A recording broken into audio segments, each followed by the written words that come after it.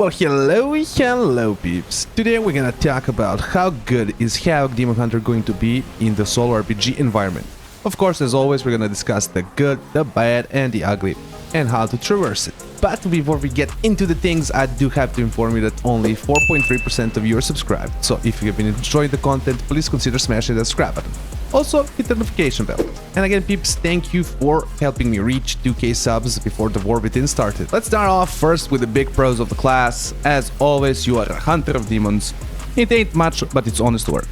You have great burst damage, multiple cooldown windows, and you just actually have really good single target compared to just the previous expansion. As always, you have all the CC under the stun. You're very good in the team fights with your AoE stun, AoE fear, incaps, etc. You can do a lot of impact in the team fights with your CC. And the most insane freaking mobility just of any class, man. I mean, it is just one of the most insane mobilities. The amount of ground you can cover instantaneously without even using big cooldowns, but when you're using big cooldowns, how much ground you can cover. It is just absolutely giga fun. And it's not just the dashes, right? It's also the double jump, it's also the glide, right, which allows you in things like Arati Basin to glide down from Lumber Mill, which of course in the Solo RBG environment not all classes are going to be able to do, right? You can do that, you can do it, evokers can do it, right? And every other class pretty much has to use, right, there's some ability to just jump down, or you know,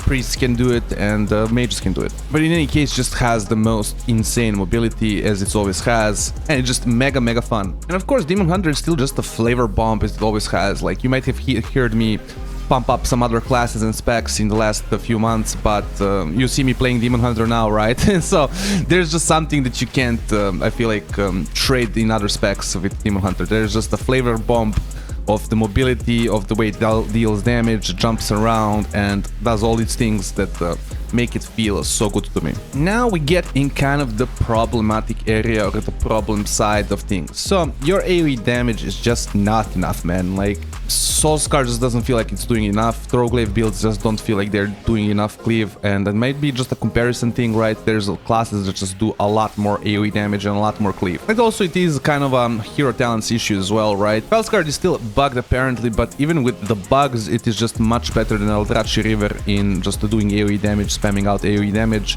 Eldrazi River is still then better in doing single target damage, and still better in the kind of survivability department. More on that in a future video where we kind of gonna compare a Felskar and Eldrazi River, but just for now, right, it definitely feels a little bit more tankier because of how much souls you generate. Another thing that's a big problem in the Solo RPG environment, which is gonna prohibit you from basically doing solo plays, and then that's the fact that you have no 5-second spammable CC. Alright, you have a stun that's 5 seconds, which people are gonna most likely trinket, and that the person basically has to be on top of the flag for you to use that as something to cap the flag, right? This is more of a cap the flag kind of situation we're talking about, but still, there's classes that will absolutely shine in this regard, right? Rogues, druids to be like the most notable examples. We were for some reason making this video before season, I think 3, right? Demon Hunter would still have a 5-second fear, so I would still place Demon Hunter as like an S tier basically, which could do everything. But right now, you know, talking design wise, I think Demon Hunter is definitely an A tier, and one of those things that keeps Demon Hunter into an A tier design-wise in the Solo RPG environment is the fact that it doesn't have that 5-second spammable CC, or just a 5-second low cooldown CC, right? Another thing, peeps, is survivability feels fishy to me. I'm not sure if this is just, you know, some classes are overtuned and doing way too much damage, but like my blur feels like it's doing nothing versus some classes. Like, feels like I didn't even press a defensive. Most notably things like Frost Mage and Affliction Warlock, right? Mostly like magic damage dealers, but it feels like you're just taking so much damage. And if I don't have like a healer spotting me, right, it feels really hard to play. You have to implore a playstyle that is very much hit and run then, and you just can't kind of, you know, be a melee class in the team fights. So I think especially in a solo environment where you're not gonna also be guaranteed to have a healer spotting you and whatnot, it might be very squishy. Fortunately, you still have all the mobility right in the world, so you can implore a different kind of hit and play style where you don't really like commit completely right to being in the middle. You just kind of play on your cooldowns, right, and you just kind of get out then, and then you kind of protect your ranged and your healers. In the end, to kind of bring it all together, what's kind of my summary of how I feel about Demon Hunter? I think Demon Hunter is still gonna be great, guys. For me, the flavor of Demon Hunter is just something that cannot be accessed or done by other classes for me. The mobility is just peak, or maybe you could say Monk also has really good mobility, but just doesn't have that same, you know, flying, double jump, etc. Our AoE damage might have suffered, right? We don't do the good AoE anymore, but great burst damage still, I think. Like, I feel like I can drop healers, I can make healers suffer, people have to peel me. I still feel strong. It's just when you look at the breakdown, right, at the details and whatnot, you can see that you're not, you know, outputting as much DPS as like an Affliction Warlock, right? Additionally, the combination of no 5-second spammable CC, right, with the survivability just feels to me like the solo plays are not gonna be what you're gonna be after as a Demon Hunter. You're gonna always be trying to play with somebody.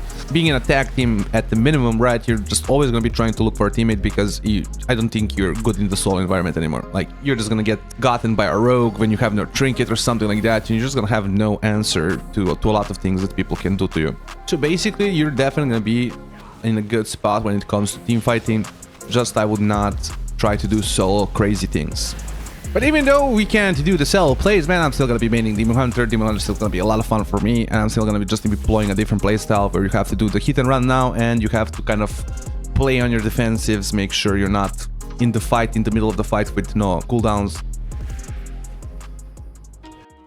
So peeps, here we are in kind of a gameplay section where I want to show off a little bit of our Eldrachi River gameplay, but also to kind of show how I would try hard a Solo RBG, kind of talk about it from a strategic, you know, a strategic standpoint, not just, you know, from an entertainment standpoint. I didn't get one of the more preferred ones that I would want for this, like maybe Arati Basin. But still here we're just gonna get a lot of team fighting. I'm gonna say right away, I do not want to go for orbs, but if, you know, in the Solo RBG environment, somebody, you know, people are not going for orbs, the classes that should go for orbs are not doing that, you have to do it. So I will go for orbs if necessary. First off, try to get... Pick me up, bro, thank you. Nice, my bro secures me. Come on, bro. Come on, come on, come on.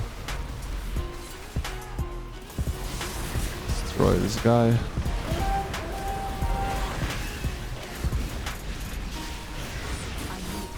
Go next.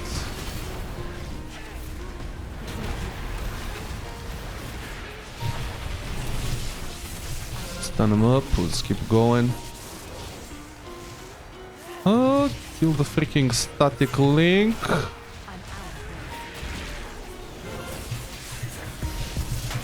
Go next. So generally the plan here, you would be trying to kill people out. You know, since people are not going for the orbs, I am gonna go for it. To try, of course, secure as many points as possible. Of course, this is just a normal BG, we don't have the Solo RBGs yet, so... There would not be maybe a point to me try harding this hard, but I will for the sake of, you know, just showing off here. Now, realistically, I would just camp the middle. But I still want to do, I'll output some DPS. Hopefully we have motivated people to go for the orbs themselves, right?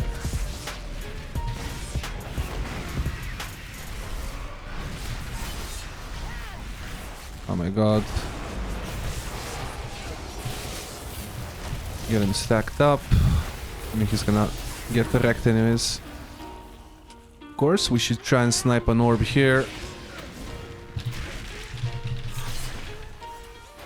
Oh my god, that was a whiff.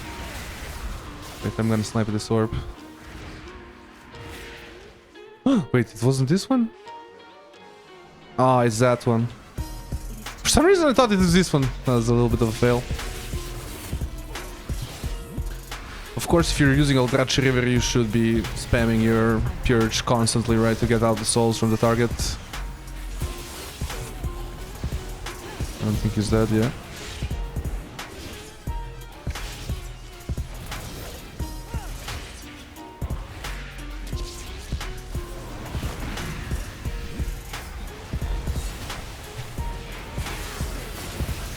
Ooh, they're stacked up nicely for Elysian Decree here. What is this healer? This guy. Oh shit, I fucked up my stacks again. That's like the clunky part about Eldrachi River, getting used to not making a mistake with when you have Reaver's Glaive. But honestly, kind of playing it more in the last 2 days, I am kind of getting used to it. I don't find it that much of a problem anymore if I'm actually conscious of it.